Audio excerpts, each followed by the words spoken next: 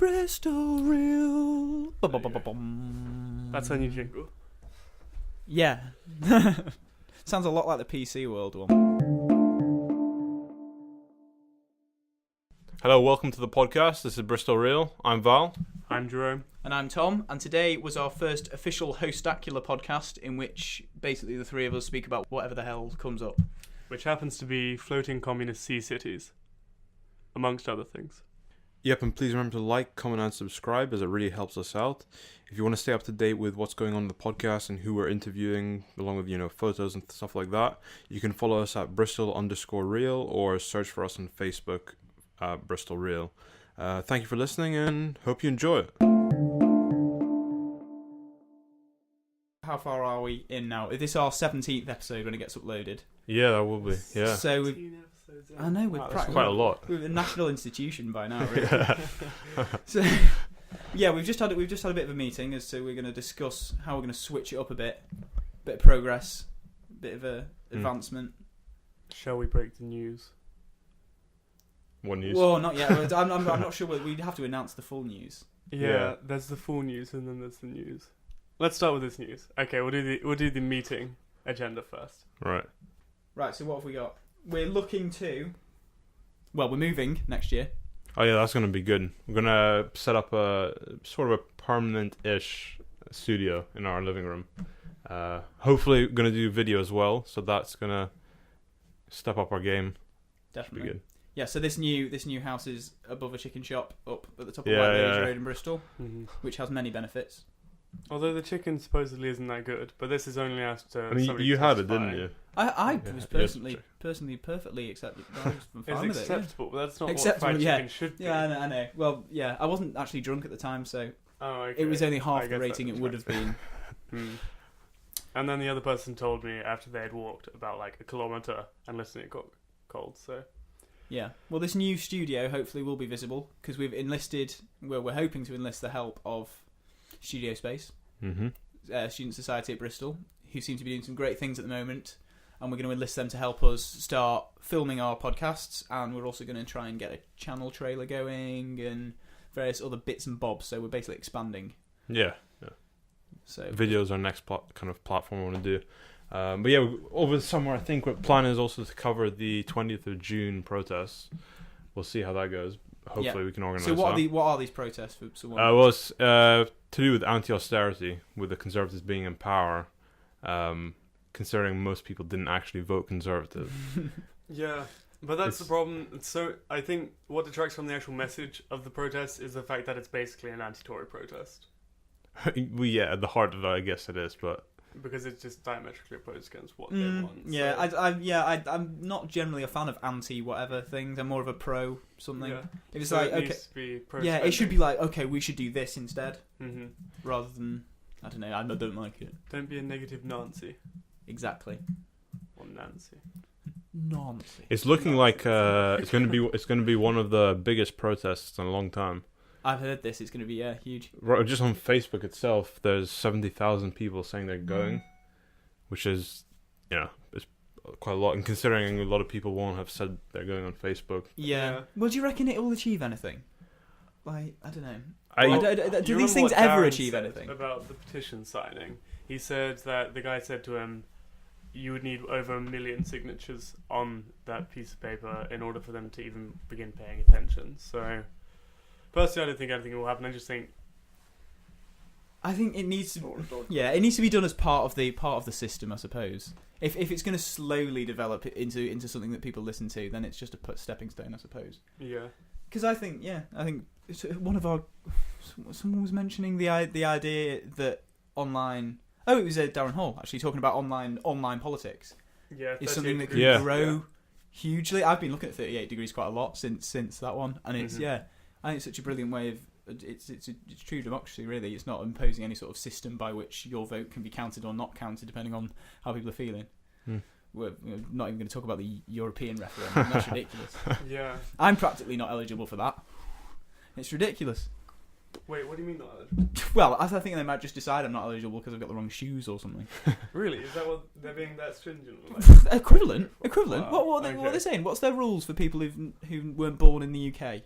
They were saying that. Yeah, like. That's- Loads of people who are eligible to vote in the general election aren't eligible to vote in the European referendum. Okay. These are people who probably would have voted pro-Europe because they're from Europe. Oh, Yeah. that explains. It's obviously extremely sly. Yeah. Because he's Yeah. essentially cut off a huge proportion of the people who would be voting Exactly. Yeah. against. Like if you're gonna chop off a proportion, it has to be people who might vote either side. It's not really representative of Britain if you chop off all the people. No, who say- yeah. Exactly. I- It makes no sense. I don't think by what logic does this not affect the lives of people who are maybe permanently moved to this country from somewhere else? It affects it just as much as everyone. It's blatant, like just trying to fix the vote, because if they're allowed to vote in general election, that means they're living in this country and they're working here. Yeah. It's You kind of can choose unfair. different criteria. Yeah, exactly. It will be interesting to see how you cover that. I'm looking forward to seeing. Yeah. Well, seeing or listening, depending on how it goes. Yeah. Mhm. Oh, we're doing video for that event as well. So hopefully. Hopefully. But, yeah. Yeah. Well, so we're going to plan on covering the balloon festival. Oh yeah. Oh yeah, in August. Who knows how many of these things will happen? But we've got wonderful, wonderful That's our plans for it. We Yeah, have yeah. plans. Yeah, definitely. What else is it? New set design, Kino rebrand. That's a possibility. Mm. We'll discuss that later. Should we get onto voice and exit? Because Yeah, this is the big This is the really exciting. Yes, elephant in the room. So go on, Val. Well- What's our plan? Earlier on in the year, we had the idea to bring a TEDx conference to Bristol. But then, as we put more thought into it, we came across another conference called Voice and Exit, which is very similar to TED, but they have less limits on the topics you're allowed to speak about. Mm-hmm. And their message seems more aligned with what we think fits in Bristol in terms of, the progressive movement and all that. Yeah. But yeah, we'll work. They're very recent. What is it? 2 years now. They're really new. It's, Yeah. it's incredible, actually. They've not hit mass attention yet. I definitely recommend looking them It's up. really great. They've got some amazing guests. Voice and, Index. yeah. I'm sure we'll put a link. Yeah, But definitely. incredible. Some of these videos are some of the most forerunners in these various kind of research institutes or scientific things or like consciousness researchers, and they are like getting 400 views or something. It's incredible, and the content of these things is good or better than any of the TED Talks I've ever seen. Oh yeah, definitely. And I like how they're a little longer as well. They're about 18 minutes, some of them. Whereas the TEDx are usually limited to about 9 to 10 minutes, with the odd one that lasts about 15. So they get to go into a bit more detail. It's good. I recommend looking them up. So, which ones have you watched so far? Well, I watched the Aubrey Marcus one, where he talks about getting into that flow state, which we actually talked with Savani last week, so you can hear about that. Have we got a good definition of that? Because that keeps coming up at the moment. Yeah. It's being in the zone, like we were saying before. Is it anything more than that? Oh, Jason Is it a Silva. particular state? Yeah, Jason Silva. Jason always goes on Silva. that. He explained it in 2 words: ecstatic, something. I'll check that. Give me a second. But yeah, carry on. I didn't realise that he ad-libbed all his videos. Yeah, it's amazing, It's isn't it? ridiculous. Yeah, that was on the... Actually, no, I'm going to give them a shout-out too. Seeker Stories. Again, quite a small YouTube channel, but they effectively cover an individual or a profession or group of people briefly for 3-minute episodes, and then they talk about what they do and what their ritual is and how they get into this zone or flow state. And it's really cool. Like, they had stuntmen on there. They had Jason Silva. They had... there's a great one on... What's it called? Slacklining. So... You know where you tie the slackline to 2 trees? Okay. They do that really, really high up, and they do it across water and all So sorts. is it like tightrope but not tight, basically? Yes, yeah, Essentially. sort of. We probably just butchered it, but oh well. I can't find his definition. It was in the video that I'm not going to put up now, but yeah. So his talk was what he was talking about, how to achieve this. Yeah, the ways state he goes, of yeah. productivity. And I think he also did, on top of that, the interesting thing about Voice and Exit, though, is you don't just have the talks, you also get workshops with them. So if somebody will talk about their meditation techniques within their talk, they will then give a workshop to a group of maybe 15, 20 people on the exact kind of how you go about accomplishing that. Yeah. Like the Voice and Exit, what's their motto, he said? Oh, Ideas. It's essentially ideas worth implementing, Yeah. which is a bit of a rip-off. Yeah. Well, a sly dig on TED, really. Exactly, yeah. Yeah, I mean, TED Talks are brilliant, but you do think sometimes that these people are just spouting these ideas that might not ever come to anything. Yeah, that's how I feel so often. It's like they've got at least 40 talks on productivity, and I'm always thinking they could totally just be making this up to try and like. Yeah, well, Don't this you think like they must? If everybody were to implement what they were doing, then. Never mind. Fuck. well, yeah. Is this on like how to organise your workflow, all that crap? It's on workflow, it's on productivity, and they're making these statements. And I think if you were asked what you do that's special, and you want to be special in order for your talk to be interesting or whatever, then surely you could just end up making something up, and that's not actually representative of how you work. No. Do you know how you work best? Do you know what it is that gets you into this state? It's true. Sure, there are things that work, but some of them.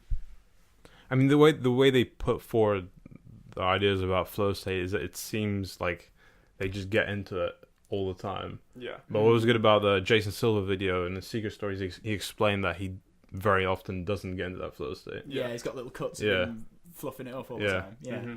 Whereas with the TED Talks, it's just about like how perfect it is, and when they get into that. All you need to do is just drink the right coffee. Yeah, bulletproof. Yeah. Yeah, actually that Jason Silva one was a lot more realistic, wasn't it? Because it is literally just like 3-minute, 5-minute clip of him going like streamwise, just doing it. But then you see him messing up so many times. Yeah. And I think that's a lot more representative. I think it is so much more about failure than it is about we should try and get Jason Silva to come to Voice and Exit. Yeah. Has he hasn't spoken at the other ones, has he? Well, he spoke at TED. Did he? No, he's not spoken at the other ones. Not Voice and no. Yeah.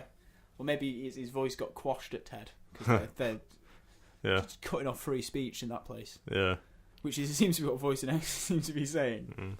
Well, Graham Hancock got his talk about psychedelics banned from TED. Yeah. But it's a really good talk. I mean, it's still on YouTube. People kind of download it in that short time when it was up. And it's up there to watch. I'd recommend that one. But yeah, we could try and actually get him to come on Voice and Exit and talk about those freely. Yeah. It should be good. It's going to be so much effort, but I'd absolutely love to do it. Yeah. We'll have to enroll studio space again. Yeah. Do all that sort of thing. Definitely a long-term project. Yeah. One of my favourite talks so far has been about the Seasteading Institute. Oh yeah. Val knows about it. You've not heard about it at all. There's a couple of things as well. There's that, and also Startup Cities, which is like a similar idea. Okay. Of essentially, I'm gonna probably fluff this up like hugely, but starting new.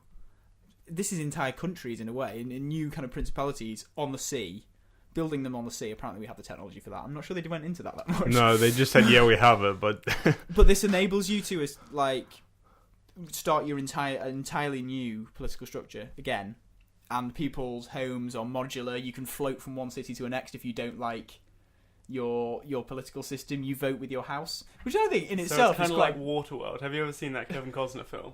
Either of you? No. Okay, I'm going to give you a brief synopsis here. Effectively, Kevin Costner lives in a land where there is no land, and he goes around on his little boat. It's actually a catamaran, but that's besides the point. And you have like sea cities and villages, and then he's like a mutant half creature thing, and you can sell dirt. Like if you have dry dirt, that's currency. You're in the money. Oh, okay. If it's wet, it's not. Yeah, wet. but effectively what happens is you just have a bunch of tyrants, kind of like Mad Max. Topical. Yeah. Yeah, that looks like a really good film. I want to see that. Yeah. Kind of like Mad Max with like roving gangs. Marauding gangs. That's the word for post-apocalyptic. Got to use that word. It's always marauding, isn't it? They're never just tyrannizing or anything. They're marauding. But yeah, it's basically my biggest issue with the city idea is who the hell's going to fund it? What government's going to say, yeah, well, sure, we'll fund another government. Well, I think the idea is that it isn't a government. It's a private enterprise thing. So it's going to be like alternatively funded. How do you organize that though? Because like you can't make it a new country that easily. Like, I thought we said we were going to meet up out here. Yeah, I got my boat. Yeah, but I think it's quite a profound idea though that you can freely move from one country to another. I think that if that was possible, it'd be amazing in the world. Like forget the sea thing. Yeah, that would fundamentally change. I think how governments worked. If you were able to move for free, or as easily as possible from one country to another, it would completely switch a government from controlling people to actually Mm-hmm. being there, like providing services to them, which is what they It should would do. return the power to the people. Definitely. If you were able to just fuck off as soon as you wanted. Yeah, Yeah. exactly. They It'd also couldn't be treat you. interesting to see how it influenced conflict, because nobody would want to live where the conflict was taking place, which would surely devalue the land where the conflict was taking Yeah, place. so nobody would be bothered to fight there. there wouldn't be really that much war. Maybe, but then you could have the opposite thing of where people say, all right, there's all this land and it's just there for the taking. Maybe if we set up a syndicate and expand and try and control all of it. I suppose, So- yeah. It's still possible. Hmm. But And how efficiently packed will the cities be, though? I'd say close packed in the direction 110. So about Of course, yeah. 0.17. That's such a geeky joke. Well, they always yeah. they always seem to use hexagons for things like this. So Yeah, your they home do. will be your home will be on a hexagon. That'll be Yeah. your boat that you fly around. I wonder what Margaret would have to say about that. I think she'd want it to be a cube. Yeah, Structural apparently so. engineer's dream. That'd be quite cool, actually, if it was you just had cubes.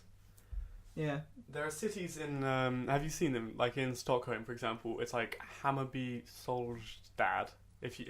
Look it up. Get an image of it up. But they're really, really nice small flats that are really well lit, and they have great communal areas. And people say they're very happy living there, and they're designed to try and encourage psychological well-being, interaction with your community, that sort of thing. And I think that's a step in the right direction with it. I don't know about being able to take your house with you. That's a bit. I Yeah. don't know. Yeah. But the idea that you can start up a completely new kind of economic system is crazy. I think there's Yeah. startup cities is a different one. I'm not sure where. I think they're going on mutually unclaimed land or something like that, which is a lot harder to find than unclaimed sea. Yeah. So I can see why they want to go for the sea, but just applying startup culture to a city, because startup culture has done a lot for the tech industry. I think it can branch out into a lot of things, a lot of other things. I've thought that for a while, but I think government is a step above. But it's a good way of thinking about it. It's just like an optimized system rather than anything else. And I just wonder how it would go if it just started from scratch. Yeah. Yeah, we're definitely at a point in technological development where it would be possible to make it so that you could affordably supply yourself with electricity, with clean water, with food. So doing a hydroponic system out there on the sea, for example. So, yeah, maybe in the future, maybe within our lifetimes. Do you never think about that question? Will this happen within my lifetime? Will I see World War III within my lifetime? Yeah, that kind definitely. of thing. But I think if I would like to see that, I'd like to see a new social, not necessarily a social structure, but a way of interacting between people. So communal living, that playing a greater role in cities would be nice to see. So how would you So you'd live out on the sea in a house, but you'd need park areas, and so you'd have to have giant boats that are parks, essentially. Yeah. Yeah. Well, what you could do is you could make a deal with your neighbours and say, all right, we each pool together to buy this single boat, and then you attach all of your houses around the edge, and then you feel the ownership of the park, so you want to take care of but that it. sort of removes the point where you can freely move. Yeah. If but you're blocked in by unless someone else. you can combine them together, so you keep that modularity where you have your garden plot, you stick it to other people's ones. You end up with imagine that acres of park, which is owned by absolutely everybody who uses it.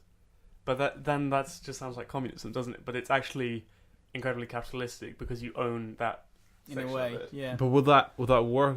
Would people be satisfied? Because with if you just buy a block of garden, it's like having a kind of a garden just like a behind your backyard, house. as big as it would be with your Yeah, house. but you don't get to go for walks. When you just walk around the city, sometimes you have a lot of space. Mm-hmm. Would you have that living on? Well, on all the renders I've seen, these are huge full-size cities with tower blocks and all that sort of jazz. But I don't know how they would look in real life. Probably a lot more modest. I'll see if we can get some pictures of. Well, Salt Lake City worked out fine, didn't it? You just need people to believe in something crazy.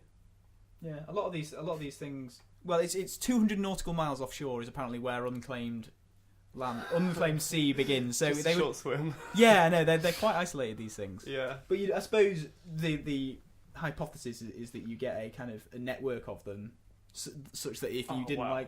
I know that's a lot of hexagons going on in that image. Yeah. Yeah, so yeah, if you didn't like somewhere, you just float off to the adjacent one. If that's many thousands of miles away, you might perish before you manage to achieve a new political governance. But Yeah. worth trying. Yeah. Have you heard about the ocean cleanup project? Yeah, I saw that. What was That's it? so It's like, interesting. gosh. No, you go on. Go on. I'm not sure how old this guy is, but he's embarrassingly young in comparison. Like he's probably 1 or 2 years older than us. Yeah.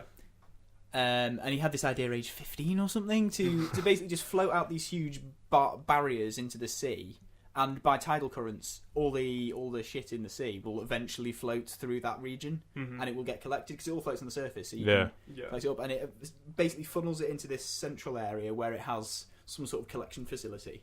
And they've actually got funding or a like agreement to get the pilot going in Japan. So they're actually doing that. I think it's only like 6 miles the one that they're doing, That's pretty cool. but they're going to try and up it and up it and up it because ultimately these things can be hundreds of miles long, Yeah. and they can actually make a huge difference. Even Yeah. though they take up a small region of the sea, just by the balance of probability, Everything will pass through. Yeah. Eventually. Yeah. It's interesting stuff. That is interesting. That's a really good idea. I definitely need to link to that. Yeah, it's a rare incidence of something that's actually cool and is actually now happening. Yeah. Unlike these sea cities, which are really cool, but they're not You never know; happening it might yet. happen. It would be so expensive though. I mean, Would it be that expensive? I mean, a to, boat, to get it. Well, I mean, you're gonna need boat. You're gonna need.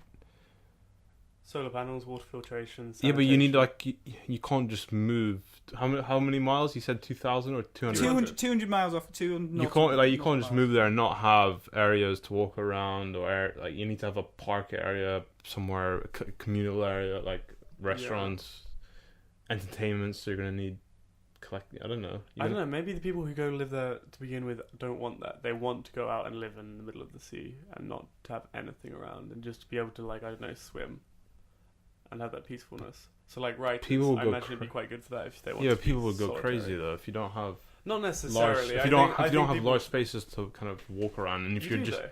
You have the sea. You can. It's not like you're trapped there. It's but it's very different just being on the sea like on a boat. You have with a boat you can go anywhere, but it's different actually walking. yeah, that's true. Going, Yeah, they actually have a current plan called the Floating City Project that they're going through the stages of developing, and they're hoping that they can get one built by 2020. I'm not sure Well, that's how very viable optimistic. I'd like to how see it, though. viable that is. Yeah, the first floating city with significant political autonomy may be established by 2020. It also may not be. Yeah, May. That's such a non-statement. I mean, if Yeah. we're planning to go to Mars by 2020, hopefully we can have floating cities. That seems Yeah. like an easier problem to solve than. Yeah, I'm not Sending totally people for the to whole Mars. Mars thing. The Mars things does seem very pointless. But Point is, You're but very maybe that's pro a little bit space. too- I I think. know, Yeah. I'm pro space too with that, It's- but it's just that it's a dead rock. yeah, but like it's not about that. It's about there's nothing like more human than wanting to go outwards, and we're finding a new planet to live on.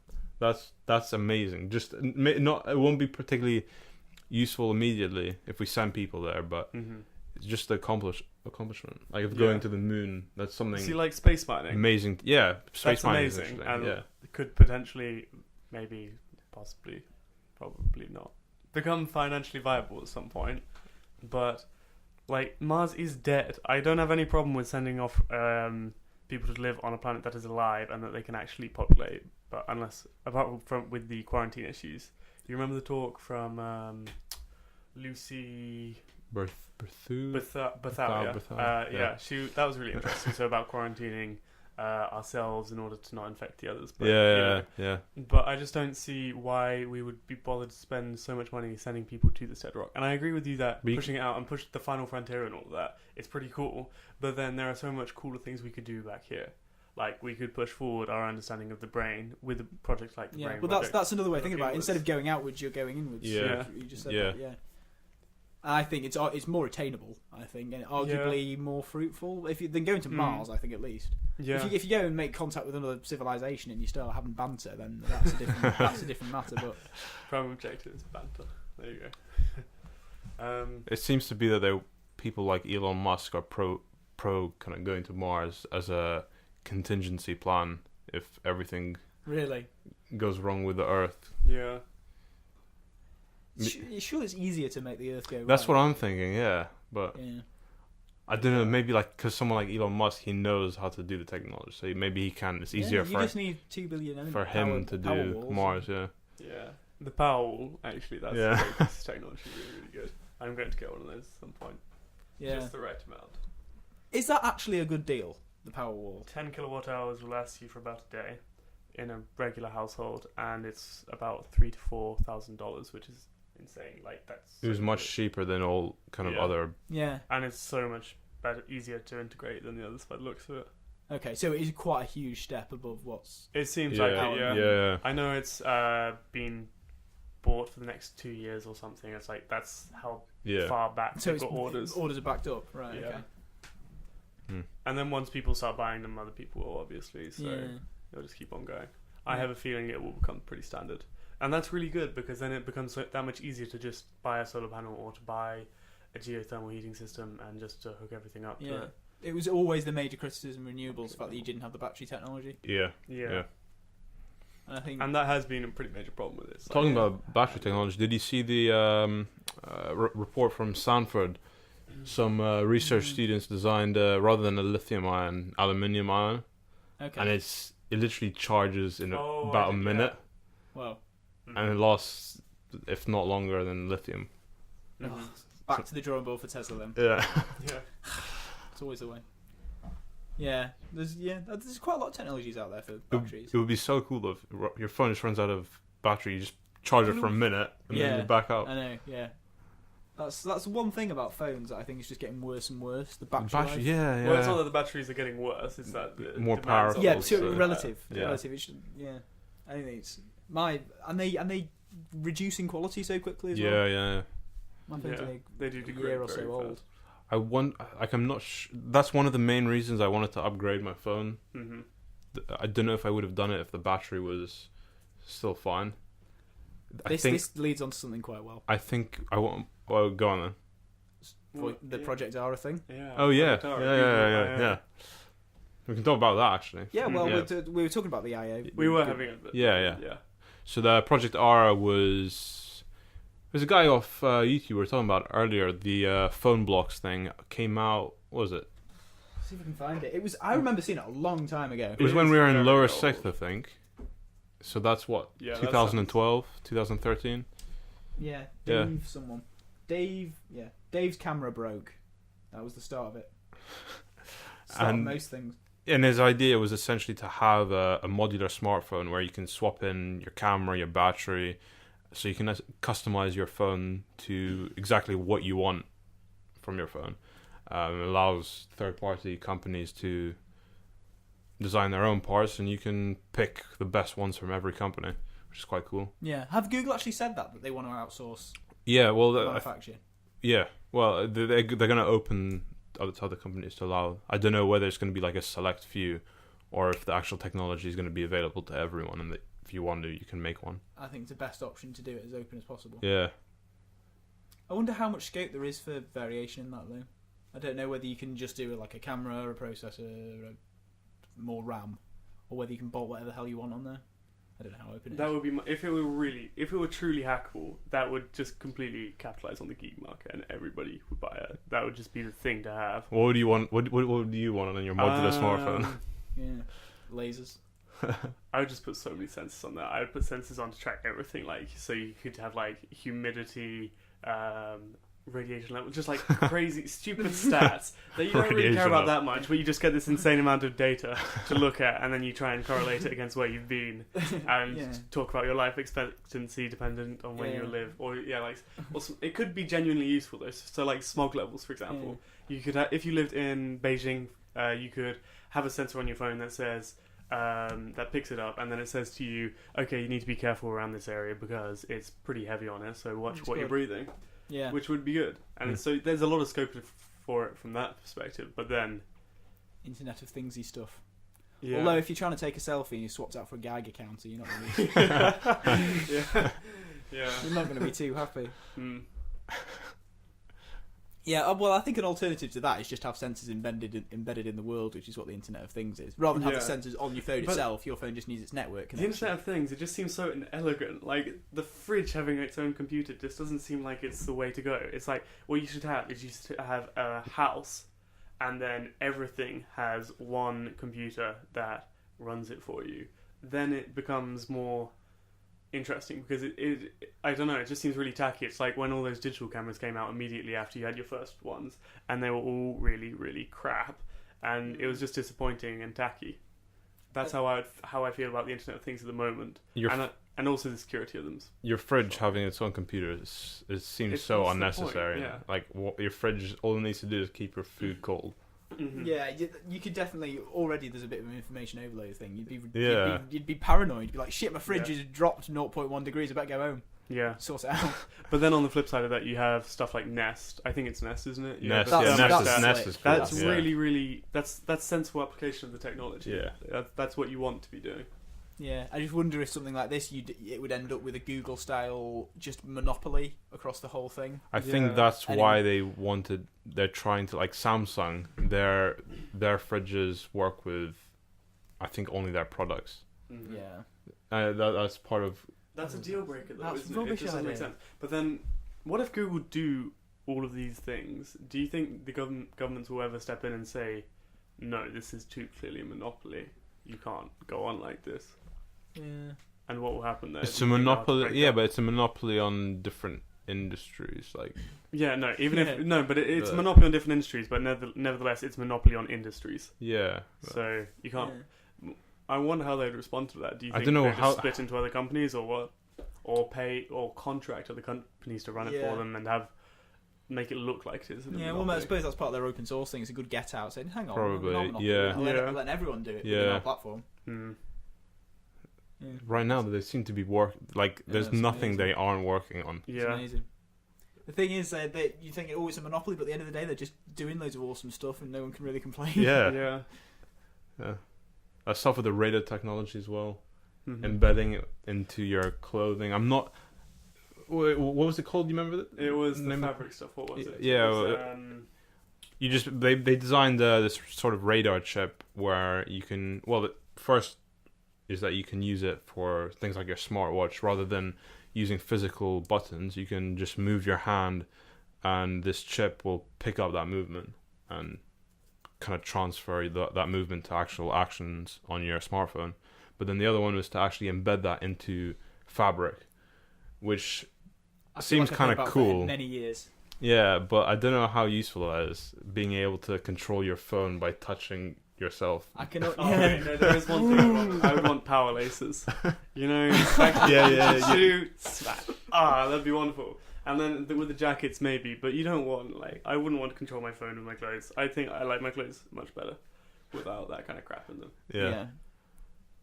I don't know if they're actually going to try and sell that, or if it's just sort of a show of how powerful their technology is at the moment. Yeah. Yeah, there's a huge variation between totally world-changing things that you hear about and then just daft ones. I suppose they embark upon these projects with the technology rather than the application, and you don't know which ones are going to end up verging into the daft, and actually going to verge into the really useful.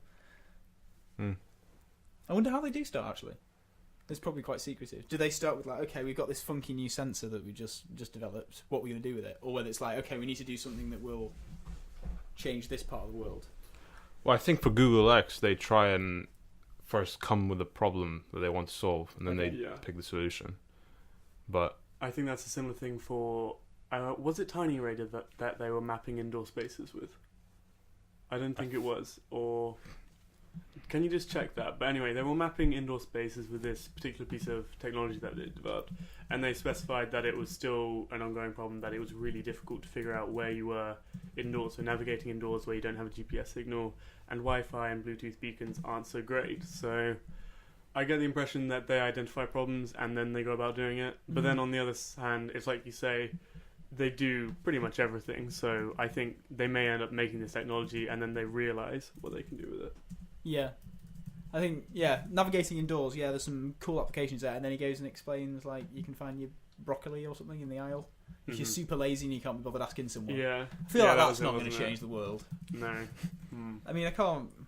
Maybe hospitals or something? I don't know. If there's a patient in need in a certain ward. Yeah, that. And then you're a doctor with your... organisation-wise. Yeah, doctor with your VR glasses on, you running through with your super speedy trainers as well. With springs on. I swear Walmart has used a particular piece of technology in their warehouses, but I can't remember what it is again. I'll look it up. Well, I will look it up. the thing is that it's called Project Tango, the one you Yeah. mentioned. Okay, what Yeah. kind of sensor does it use? Special vision sensors. It doesn't just say that. Please don't just say that. Yeah, we're so open sourced. We use special sensors. Depth sensors. Okay, so I imagine it's just like a I'm conglomeration sure they of made it devices. themselves. Yeah. Yeah. I was saying earlier, actually, this sort of technology combines quite well with what Ultra Haptics do. Yeah. They're a company based in Bristol. So basically, I'm going to try and explain the technology here. They haven't... I'm not sure if you guys have seen the technology of it at all, but they basically have this flat plate of tiny little micro tweeter speaker things, and they use the interference of the waves coming out of them to create hotspots. I'm not sure if it's like a sonic boom thing, but if like multiple waves kind of interact at the same point, you get this kind of high, like unusually high pressure. Yeah. So you normally get pressure where you get normally get Oh, pressure okay, waves yeah. out of the So speaker. it's like sound waves in general, except they Yeah, use they- ultrasonic ones, so you can't actually hear it. Yeah, And so they yeah. positively interfere on like a massive scale, and you get this kind of pop almost. Yeah. But you get them all over, so you can get different amounts of sensation at certain parts of your hand. So you get to feel this kind of sculptural shape or whatever Did you you try are. it when you went to Yeah. see them? What they had at the time was like a force field, which I think I was saying is quite abstract. Yeah. You'd want like, I don't know, a donkey or something, so you can feel exactly what it was like. How But, accurate is yeah, it? it's obviously Yeah. quite easy to do a force field because it's just Yeah. like resistance, no resistance, Yeah. all that sort of thing. But that combined with the whole motion detector technology is brilliant. Did they talk about the applications for it? I think that was one thing that they didn't want to talk about. They were just like, okay, we're not really sure what it's going to be for, Yeah. Yeah. but we just focused on making it as good as possible. Yeah. Hmm. Which you get is kind of the opposite to Google, I suppose. What they're saying, they've got the technology, they know something funky is happening, but they don't know exactly what's going to go on. Yeah. The Project Tango stuff, they had some weird ideas for that though. Yeah, Wanting they to, did like, some odd ones. Be able to understand where all items are in a supermarket. Yeah. That seems very, very unnecessary. How's that done? Point. I think it must be the supermarket might send the layout for their shop. Yeah, so you write it in. Yeah, and and then it'll just say, "This is access tomatoes it. are here. Walk there." But I don't know. It seems But like you don't just really oh, need to yeah. have the sensors in order to do that. You could just have like a map of the store on your phone, then you type in the item you want, and then it would point to it anyway, and then it just route you there. So Yeah. that seems like a very Yeah. that's a tenuous point. Over high tech, Yeah. really. Yeah, we don't just want it on your phone. You want it mapped out on the floor in front of you. You have to put special, massive 5 kilo glasses on to see it. Yeah. Yeah, I don't know if this technology. It probably can be shrunk down, but you want it kind of to be able to fit inside a normal pair of glasses. Even like It's nowhere Google near that. Glass is too large. It's nowhere near that at the moment. Yeah. But And they do reach a physical limit on these things. People say that you're near the physical limit of the microelectronics, but I don't know. they're saying with the what is it? Moore's law is going to break because it gets to the point where it costs so much money It's to an design. economic problem. Yeah, rather it's than a not a physical problem. technological. Yeah, technologically we can do it fine. It's no problem. It's just it costs too much money to do so, and you don't make enough back Yeah, from the it. manufacture just gets too expensive. Yeah. You can't, I think in terms of actually designing and developing devices, we're pretty much on it in terms of where you get to the point where you have such wacky effects going on because you're at such a tiny level with air, but then it's not cost effective to do it, so there's not much point in doing it. But then the next idea for rather than keep on going with transistors, there was an idea in 1971 Oh, this is old. for something called a memristor. Okay. Since then it's been a very hypothetical thing. But then in 2008, HP announced that they were actually working on it, and it basically eliminates that economic problem. Okay. I don't know the actual electronics behind it, how it works. Yeah, but it's to the scale where they want to use it in nanocomputers to put in your body and things like that. So that might continue the Moore's law. Memristor, is it? Yeah. It's a good name. It's a very strange name. Be cool. Yeah, nano robots. I think we've been told about that for ages. I heard there was I read a couple of days ago that the main reason why we don't have these sort of things and micro mechanisms, that sort of thing, because you get Van der Waals forces, like meaning that they can't actually move as predicted. Because they have such negligible effect on a human scale. Yeah. But this wasn't actually something they predicted. If you have a cog that's however many nanometers big, it can't rotate as freely depending on the presence of other molecules because they're actually getting attracted all over the place. Yeah. You say think about that? Shit. So they're saying they kind of... being a problem. Yeah, they're not sure about the feasibility of those sort of things, but they're moving on to more... I think proteins work on a different level in that they're less accurate, they're more fluffy about it. Like, so you'd have to work on a more biological level about it, rather than being purely mechanical and 100% accurate. You'd have to go slightly more inefficient to actually get anywhere. Mm-hmm. It's interesting. Biology is the next frontier, so they say. That's what everybody's been saying for a very long time. But then I went to a talk on epigenetics a couple of nights ago. Oh, that's a big thing at the moment. Yeah, that is a big thing at the moment, but it's just What you would expect. What exactly is epigenetics? So epigenetics is anything to do with the way who you are and what happens to you, so who you are, quite literally. But that's not determined by your genetic code. So things in addition to it. And the way they described it was, you know Lamarck's theory of evolution.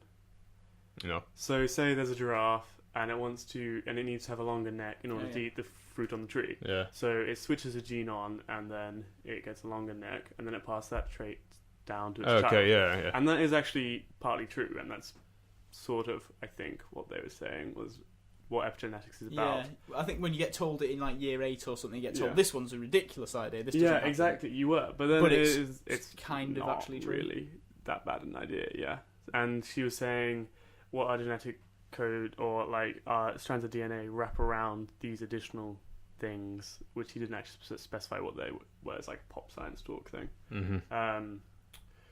But that, yeah, but it's kind of silly. I don't understand how you can have a nature versus nurture argument.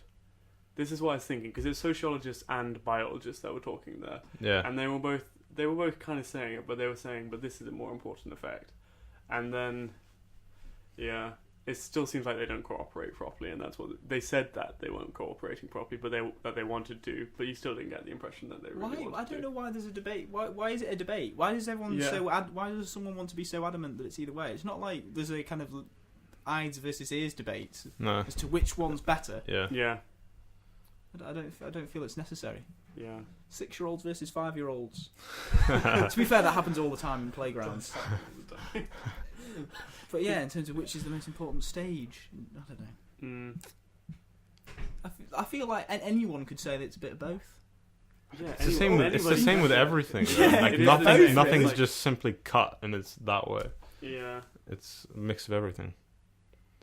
But so I'm looking forward to being able to get people. I don't know how we're gonna get people as incredible as the people they've got already. I don't know how they got the people they got already. Yeah, it's amazing how they actually did that, because even TEDx conferences struggle to get big people when it has the name of TED connected to it.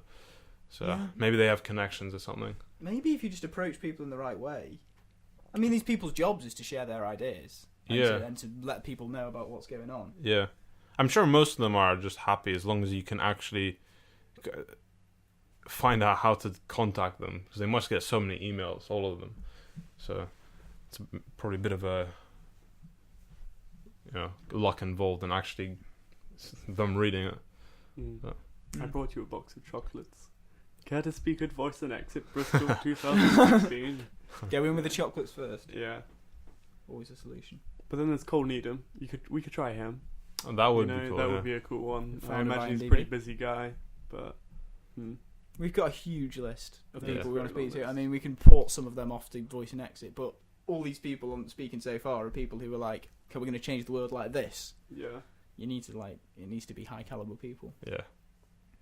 What I don't like about TED Talk and Voice and Exit and all of them is the unbelievable bias towards America. There's nothing, in the UK, really. The best one is the Wired conference. Is that more... It's more like Voice and Exit than TED. But it's... Okay. Yeah, it's in the middle somewhere. But it's very cool. Mm-hmm. They had the guy from... Lulzek? Yeah. I've not heard of that. One of the guys who what's his name? Was it the guy that got acquitted? One of the guys who went to prison, yeah. Oh, one of the guys that went to prison. Oh, okay. He did some time in prison in London, but he wasn't actually one of the hackers. Okay. He was the he was a representative for them, so he didn't actually What can you get done for? Exactly. It was like I don't know, supporting illegal activity and promoting it. And he came on and he talked about his time in that.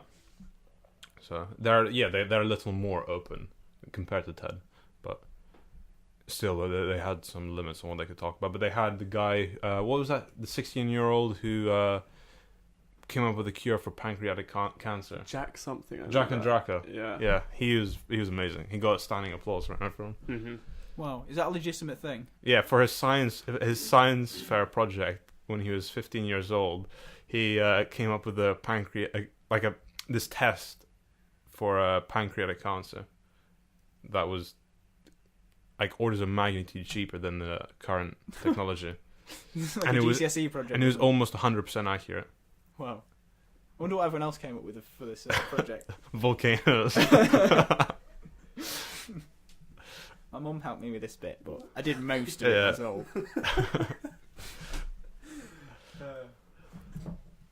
It's exciting times. It is exciting times. I'm glad exams are done because we're going to be able to. Well done, aren't they? Well, I hope we keep the momentum going with the podcast over the summer. We've got some interesting plans. Yeah, and once we come back into September, we'll really push it. So. Oh, the keynote, yeah.